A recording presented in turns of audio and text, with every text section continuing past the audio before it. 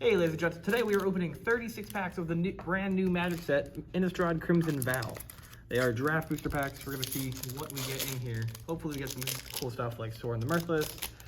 The Alt Art Chandra which looks amazing. We're going to skip to the rare in the back, or I'm going to try to.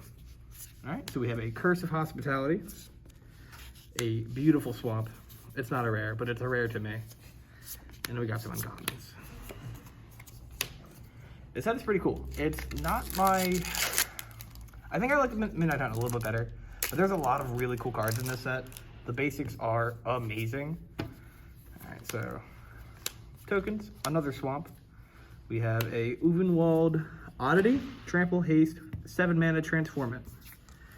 And it becomes an 8/8 on the back with Trample and Haste, and then other creatures you control get +1/1 and have Trample and Haste, which are two really good keywords put together. The art in this set is so cool.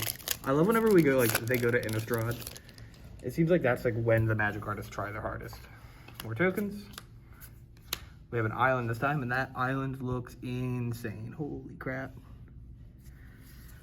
Alright, and then we have a Black-Green Glade. I believe this is the Snarl lands effectively, or not the Snarl lands, the other half of the cycle from Innistrad, where they come in not fast, there's a slow lands, I guess is how you could call them. I don't know if they have a term online yet.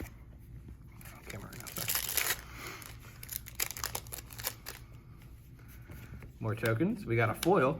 We have a Biolume Egg. I think it's an L, reading upside down. Nothing crazy, but have another island. That's weird we went double Swamp, double island. And then a Creepy Puppeteer. More uncommons. This card's actually really good. Here's Downfall. Destroy target creature or planeswalker for 3 mana instant speed. I believe when it was first released, it was a rare too, which is kind of cool. Token. We got a mountain now. Ooh, Thalia, Guardian of Thraben. The really nice alt art. Really excited to see this card in Standard again. I actually think Green-White Humans might potentially be playable and really good, because of a card that we hopefully pack as well as her. And the art on that card is absurdly good, man. I don't know what it is about it. I just love it so much more compared to the original. We're hitting a double mountain. Why is it 2, 2, 2, and 2? That's so weird. There's 2 other colors. All right, we have a Graph Reaver, and then a couple more uncommons. Nothing crazy in that pack. This has Exploit, which is a brand new keyword. When this creature enters the battlefield, you may sacrifice a creature, and then there's always an effect in relation to if you exploit it. Which, some of them seem pretty good, actually. We'll have to see if they get played anywhere or not.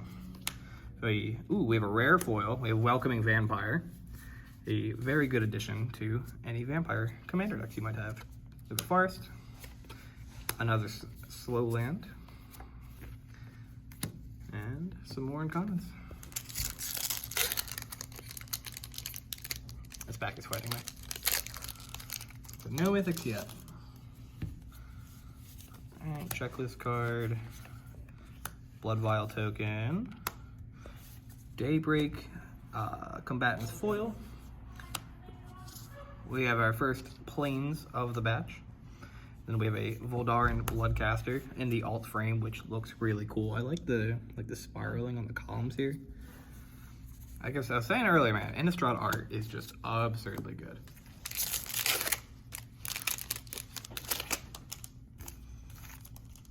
The consistency on just how good they look. All right, another island, which is different from the other islands we hit. This one looks kind of cool. We hit another Thalia, Guardian of Thraben. Some more uncommons, and then some commons. Now to draft back, you're going to typically get 1 rare, 3 uncommons, and then 12 commons. Now if you hit a foil, that's going to change up how that works, but it's different than the set booster pack where you have potential to hit up to 4 rares in the pack. So there's a mountain. We have the red-white. I don't have a name for them yet. The slow lands feels weird to say. The Taking Your Time lands, I don't know. All right, we have another foil rare. We have Dominating Vampire. I don't know what that one does, but it looks really sweet. Other planes, which looks crazy with the moon popping up in the background of the valley. All right, we have Olivia's Attendants, our uncommons, and our commons. Now this set has a lot of vampires in it, because in case you don't know, 2 vampires are getting married in this set. Olivia and I believe Edgar Markov, not Soren. Soren's just kind of there. Got a mountain. We have our welcoming vampire in non-foil this time. More uncommons and more commons.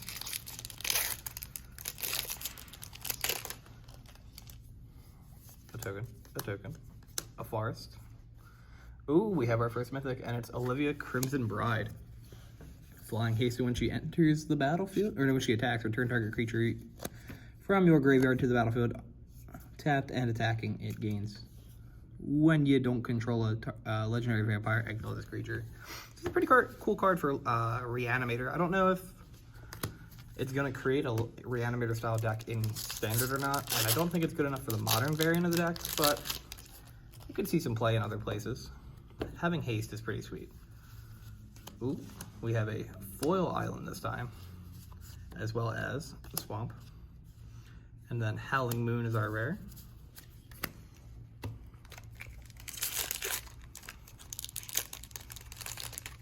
So we've hit 1 mythic so far, which is pretty cool. We have a Wedding Security. Another really nice looking plains. A Glorious Sunrise. More uncommons. Now, Midnight Hunt definitely had more of the really playable uncommons and common spots. There's some cool ones in this set, but I don't think there are as many as there were in Midnight Hunt. Really cool forest. We have an alt art Olivia's Attendants. We have the Wedding Party.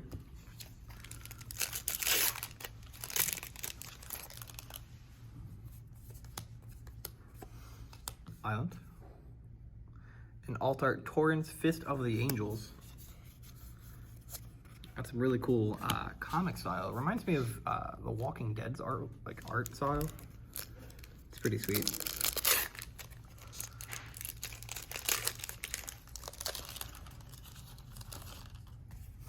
All right, we've got a mountain.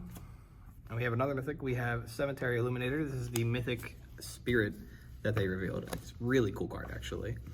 And if you're playing Pioneer, definitely an auto include into your Bant Spirits deck. Let's hit the alt art foil Soaring. That's what we want to see. Is there a basic in that deck? No, okay, it just moved. Got a foil Spirit to follow up with our mythic Spirit. The really sweet plains. An Overcharged Amalgam.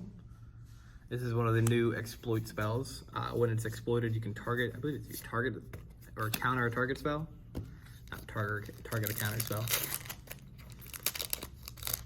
So I guess you could target that counter spell if you wanted to. More tokens. Mountain.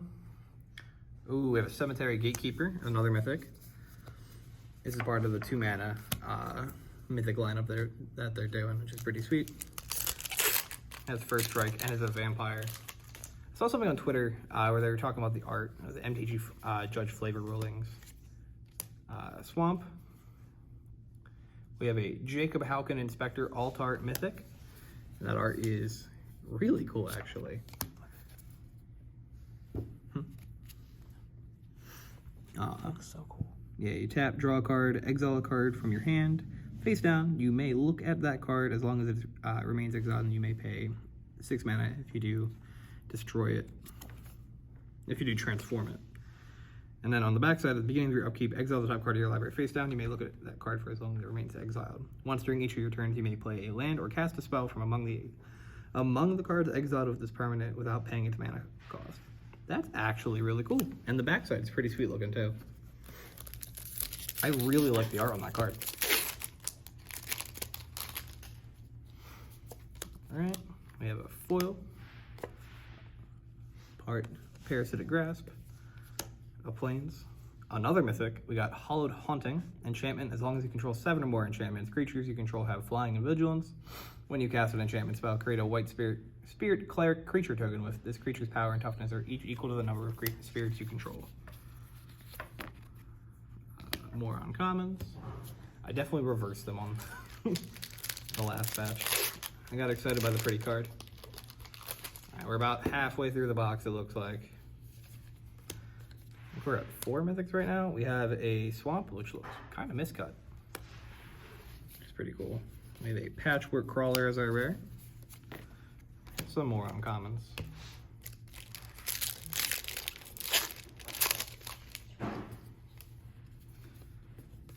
We have mountain, a blood vial purveyor.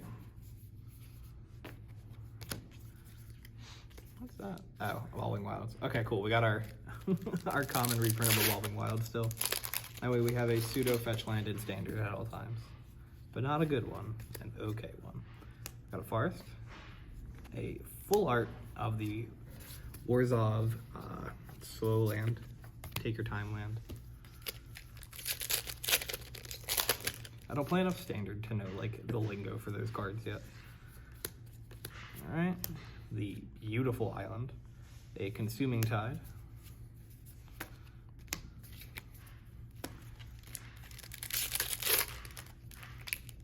All right, let's get a cultivator colossus because I need a couple of those for modern for a deck I want to try them in. We have a thirst for discovery. This is a cool reprint that we're getting. Not an expensive one, but it's always nice to have in the format. A forest, a splendid reclamation, which returns all of your graveyard or lands from your graveyard to the battlefield tapped, which could be cool in combination with Dryad Releasing Grove and Valakut the Molten Pinnacle.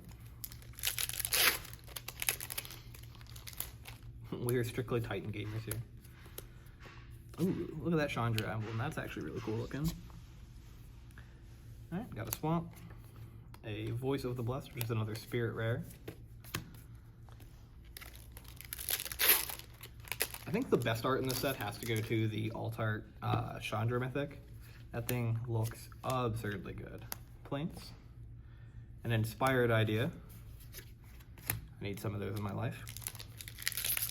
It has cleave, which is a brand new mechanic to the game as well. It's effectively kicker.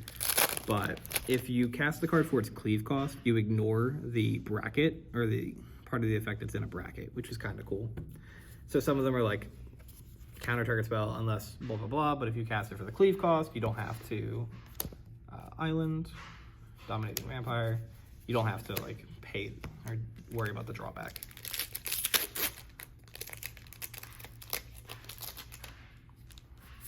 Okay, that's not a land. A foil wash away, a mountain, an investigator's journal.